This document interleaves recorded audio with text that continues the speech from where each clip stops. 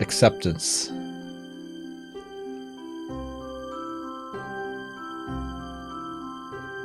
Sometimes I wonder if acceptance and tolerance are the same thing. I'm pretty sure they're not.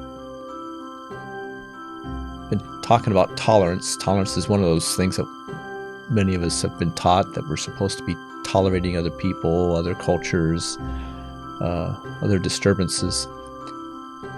Tolerance really is, it's simply putting up with something. Putting up with something that may bring us a little bit of distress, a little bit of discomfort.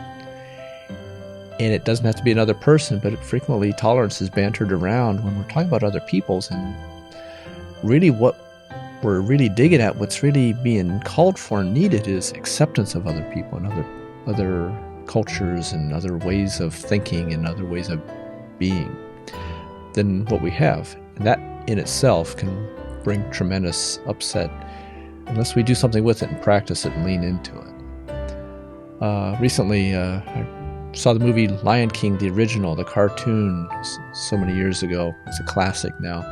There's a scene in there where Rafiki and Simba are contemplating the past, and Simba's commenting on how painful it is to consider the past and to look at it. And Rafiki reaches out and whacks him over the head with his stick. And when Simba identifies that, hey, that hurt, and Rafiki says, forget about it, it's in the past. And yet, here we are. We may be feeling pain and upset and stuff, and it's almost always going to be about something that's out of the past. It might be a belief, it might be a memory, but the pain shows up now. And that's what acceptance is all about. Can we lean into what's here now? Can we accept the individual that's sitting across from me or that's on the other side of the barricade from me? And being able to see that that person also might have multiple stories about them just like I do. And accepting that what's here are two people that are in the midst of pain, midst of upset, midst of difficulty. Whatever it is that brings people out to do things, whatever but whatever motivates a police officer to go out, put on the uniform every day, and do the hard work of police work is complex, but it's deep, and it's deeply within each officer as to why do it. If you show up at the line and you don't like what the other person's saying, well, then don't do it. But you can show up at the line, you can start digging in and say, I can accept that other person views things differently than I do. I can accept that there's emotions different than mine. I can accept that my buddy on either side of me may view things differently than I do. That can be hard. That can be radical. And what I'm offering here is a form of radical acceptance of leaning into the hard things that we encounter throughout our days and our lives and find space to accept them. And when we do that, we actually start to find some relief. Because what we end up leaning into and finding that we're accepting is we're accepting our own feelings, our own body sensations, our own emotions. And every once in a while, that sometimes we have a screwed up thought. We have a thought that's delusional, that it's a belief that we've been hanging on to for years. It's currently creating all sorts of upset. And when we change that belief and we let go of it, and we accept that the pain is here, but the belief we can change, the pain changes also. It subsides sometimes, it soothes. An inner wound, a wound of the heart, a wound of the spirit, can only heal from the inside. So when we do things with a skillful awareness, a radical skillful awareness of leaning in and identifying what's going on now and what we can name, what's happening with another person, whether it's a spouse, a family member, a coworker, a fellow officer, or somebody out of the community, it won't matter. We can lean in and notice that we're all feeling emotions and sensations, and we all got thoughts, and we all got our own histories pressing in on us in that given moment. And sometimes those histories are painful, and they show up and they come out as some sort of a odd behavior, a harsh behavior. But when we view them with acceptance, we go, okay, what do we do with this? Because in a very rational sense, all of us at every given moment are always doing the best we can. sometimes that best isn't really all that great. And we go, oh, well, how about that? If any of you have kids, and many of you do have children, all of you were children at some point, you may have struggled with some of the schoolwork that you had to do. And yet, in those struggles, as parents, we might notice we got a little frustration coming along with our kids' ability to do their homework, or to do their schoolwork, or to learn, or to perform a task, to do their chores. It's our frustration over their behaviors. We didn't cause their behaviors, we're not doing their behaviors, but we're getting frustrated. And really what we're doing is we're not accepting them for who they are, that they're doing the best they can, otherwise they would do something different. They truly do want to somehow find love and acceptance coming from us. That's what we all need right at our core. This idea of being known, seen, and understood. We're only going to know, see, and understand somebody if we're able to accept them. If we don't accept them, we're not going to bother knowing, seeing, and understanding them. You think about those moments where you have not felt like you've been known, seen, and understood, you're not being accepted. And what goes away with that is connection. We don't feel loved. And as odd as it might seem, this is all about, we all have a strong sense to feel loved, to be connected internally with ourselves in an honest, authentic, integrated way in the present moment. The present moment is the only place that the body lives. The body does not live in the past or the future. So we can lean in and we say, well, what is this right here now? Oh, yeah, this is pain. This is love. This is joy. This is sadness. This is grief. This is anger. This is disrespect. This is acceptance. And as we do that, we're in the present moment, and then we can be honest with ourselves. And it helps us come together in an integrated fashion. Here comes the integrity, in a wholeness. And from that stance of wholeness, it sets the stage for us to do the next right action. I've spoken before that integrity is way more than showing up and doing the right thing when no one's watching. It's doing the right thing based on a core value that we have, a core belief that we carry within us. But if we don't know what it is, and we don't know when it's overly compromised and challenged, the only way we can do that is to turn inward with acceptance, of accepting everything we got going on, our entire past, everything that's showing up now, saying, oh, this is telling me a story right now, informing me. If I listen to the story, I can learn the lesson, just like Simba learned the lesson when Rafiki hit him over the head. And then we move forward and we do something different as we move out into the future. And when we do that, we show up with an honest, authentic, integrated presence for others to absorb also.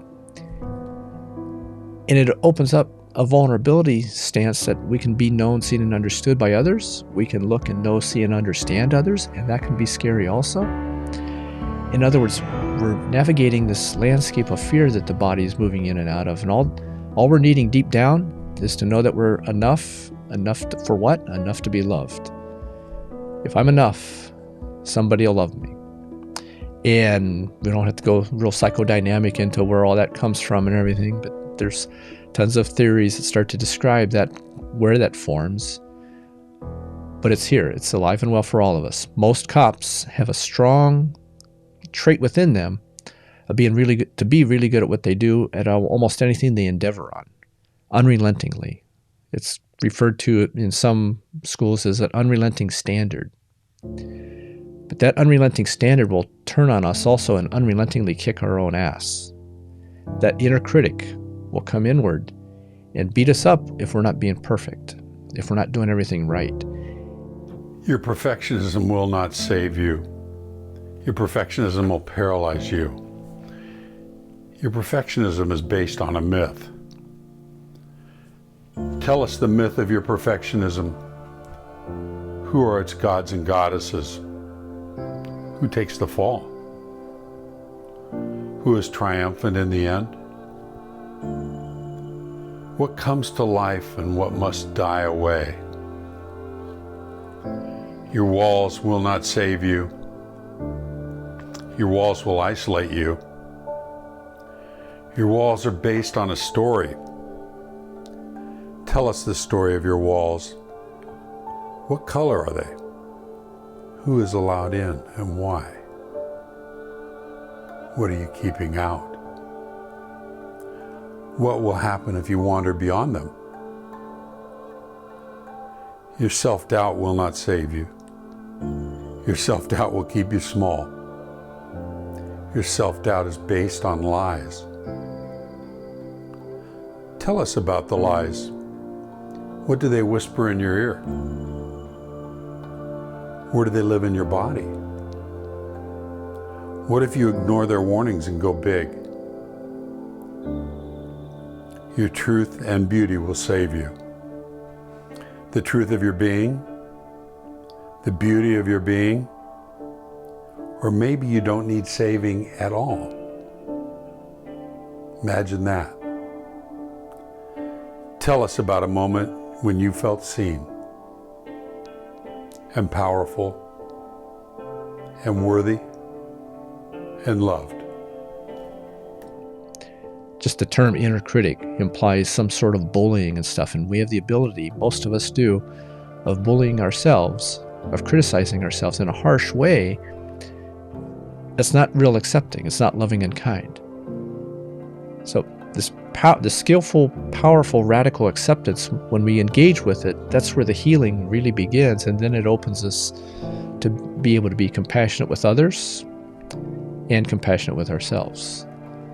We're going to continue on discussing compassion in a separate video, but I'm going to offer right here that if we're not able to get there, that compassion is one of those things. It's measurable. It's some of my colleagues across the country have studied it and researched it and found that some of us will have a fear of self-compassion.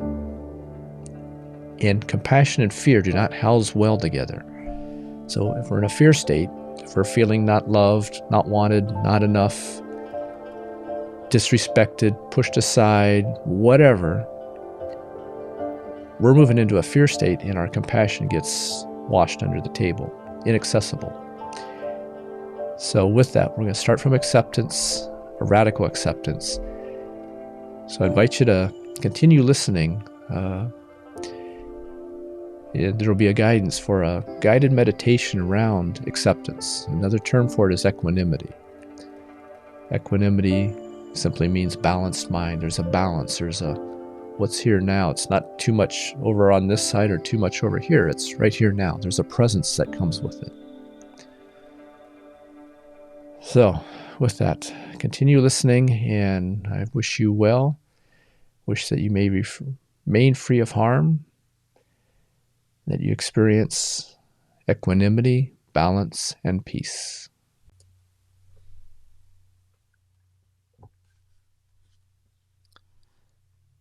This is a meditation around acceptance and equanimity. Sit comfortably, either in a chair or with your feet on the ground or cross-legged. You can rest your hands on your legs or in your lap or anywhere else where they feel comfortable. Closing your eyes, taking several long breaths through the nose, feeling your stomach rise and fall as you breathe into your belly. Paying attention to what you hear around you, noticing how the world is alive with sound. Sounds may be within the room, within the building that you're at, or from outside. As thoughts about these noises arise, judgments, assessments, irritations, letting these observations and evaluations drift away.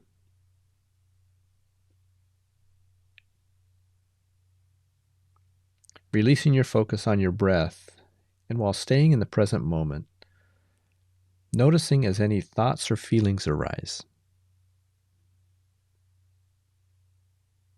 Perhaps you will notice some discomfort in your body, or having a feeling arise, or you may have a thought about what you need to accomplish or remember to do today.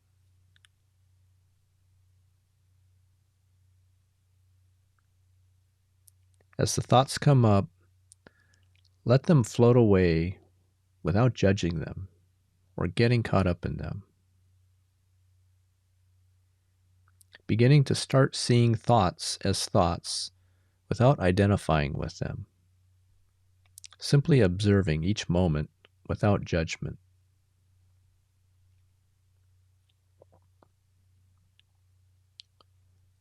Thinking of a situation that you are having a hard time accepting.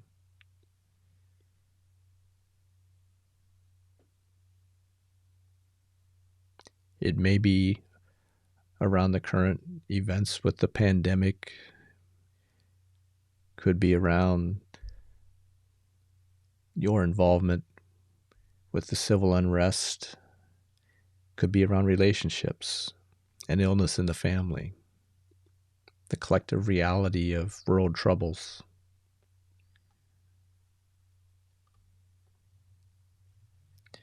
Reminding yourself that this is the nature of reality. These painful realities do happen to us, to those we love, and in our world.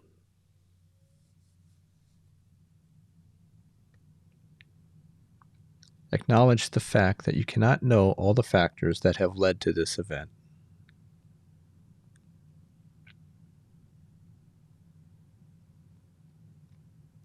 Accepting that what has happened has already happened. There is nothing you can do to change the past.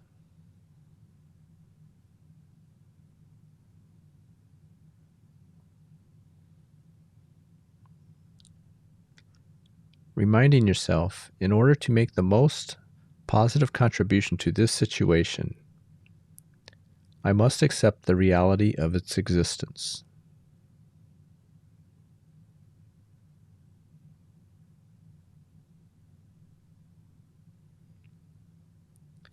You can also choose to recite or reflect on one of the following two passages.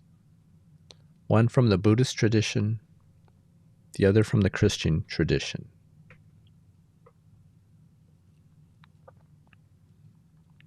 The first, if something can be done about it, what need is there for dejection? If nothing can be done about it, what use is there for being dejected?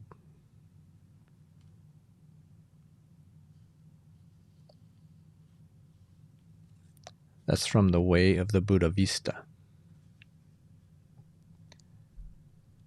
Second, God, give us the grace to accept with serenity the things that cannot be changed. Courage to change the things which should be changed. And the wisdom to distinguish the one from the other.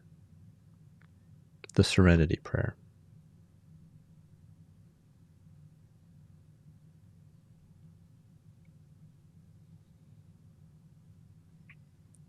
The invitation now, as this practice comes to an end, is to gently, with awareness, take a few more concentrated breaths and gently opening the eyes.